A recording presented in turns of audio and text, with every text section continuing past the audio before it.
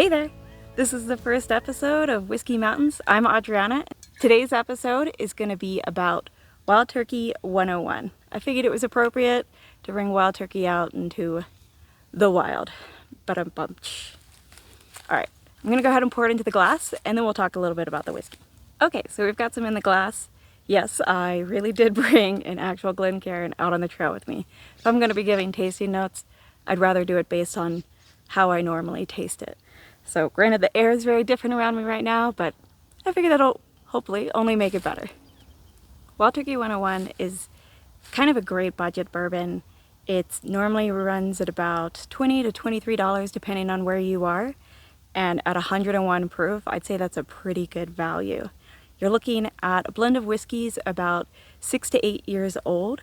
And these are aged in a char level 4 barrel. So if you're familiar with the different charring levels, that's a fairly high char, but a very common one for bourbons. We're looking at a mash bill of 75% corn, 13% rye, and 12% malted barley. I don't really have notes to be looking at out here, so hopefully that's right. It is considered a high rye bourbon, and it's kind of funny because I have compared that mash bill to some others, and it's fairly similar, but I feel like you do get more of the rye, so something about what they're doing brings forward that rye flavor. Speaking of that rye flavor, let's go ahead and try it out.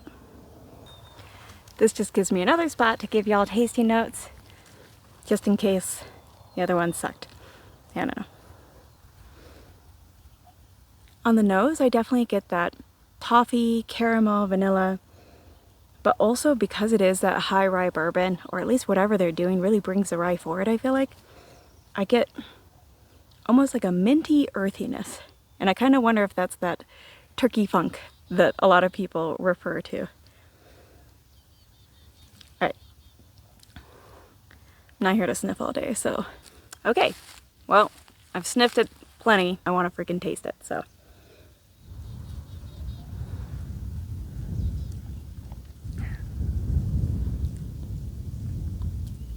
I feel like maple is the most present flavor I get. Maple and then cinnamon. Cinnamon is the spice. And I'm getting a lot of wind right now and I don't know how that's going to sound. So I'm going to go in for another one.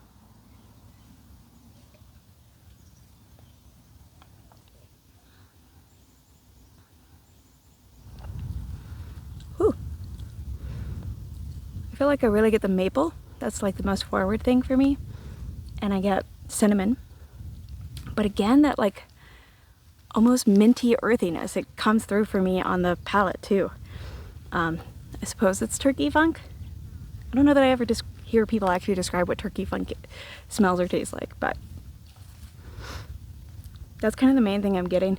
I think maybe why Wild Turkey 101 isn't on the top of my list, while it's on the top of a lot of people's list, especially as far as a budget bourbon, is I don't like maple syrup. I know I'm weird, but I don't.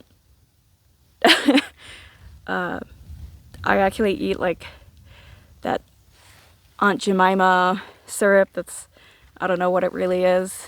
It doesn't really have a name as far as types of syrup, but yeah, that's me.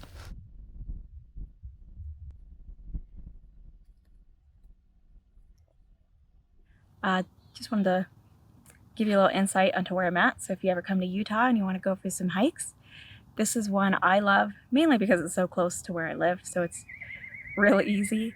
I love horses, and there's always some horseback riders somewhere on this trail. So you'll see hoof prints everywhere, horse poop everywhere, but it's easy to avoid, it's fine. It's a nice hike, beautiful mountain views. There's also, I'm on the Dry Creek option here at the Dimple Dell reservation area, recreational area, whatever they want to call it. So it's out here in Sandy, Utah, which is about 20-25 minutes south of Salt Lake City. It's real pretty, but this one's fairly close to the road. It's not one that you would go to, you know, if you were just visiting and wanted to go on a trail real quick. There'll be some other ones that I'll for sure do with some other whiskeys that I'd put higher on the list as a recommendation for a place to hike. But I love this one. It's kind of my go-to because it's close to where I live, and it's got a nice variety of options. There's some great areas that are like a material is put down. Not a material. What's it called? Mulch. Mulch is put down so it makes it nice for trail running. But there's other areas that are more cobblestoney, there's other areas that are more sand. Varies a lot. Right now it's winter and it snowed yesterday, so there's some snow and water and it's a bit more muddy than usual today. But it's still just gorgeous, and I just love any chance to come out and check out these mountains. So now it's set out for just a little bit. I'm gonna go back, try it again.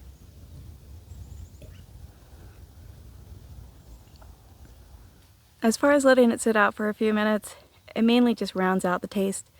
A little bit less spicy, but still pretty similar to what it is. It doesn't get that much sweeter than how it starts, and it's definitely not an overly sweet bourbon to begin with, so you should be good there if you don't like that kind of thing. I like mine kind of in the middle, so this is a little too far away, I think, for me on the sweetness.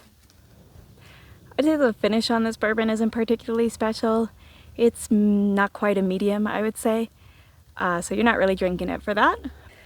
Anyways, I got done squatting to film this. So, oh, that's on the road. So anyways, if you like this and you do want to go a step up, I highly recommend Wild Turkey Rare Breed. It's delicious. It's about 115 proof. Definitely a little bit more expensive, probably about 20 bucks more expensive, I think. I think it's around $45.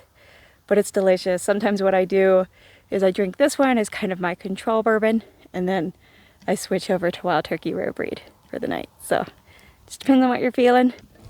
Thanks for joining me today on Whiskey Mountains. Salud.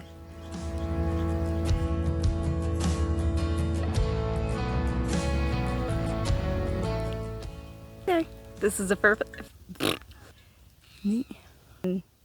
Sniff it.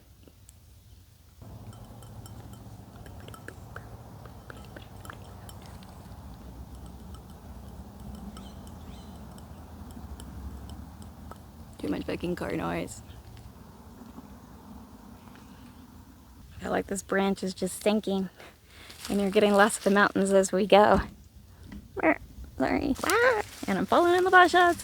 The birds are going nuts. I can't find a spot with less fucking car noise, road noise. Get that toffee. Am I crooked? I'm crooked.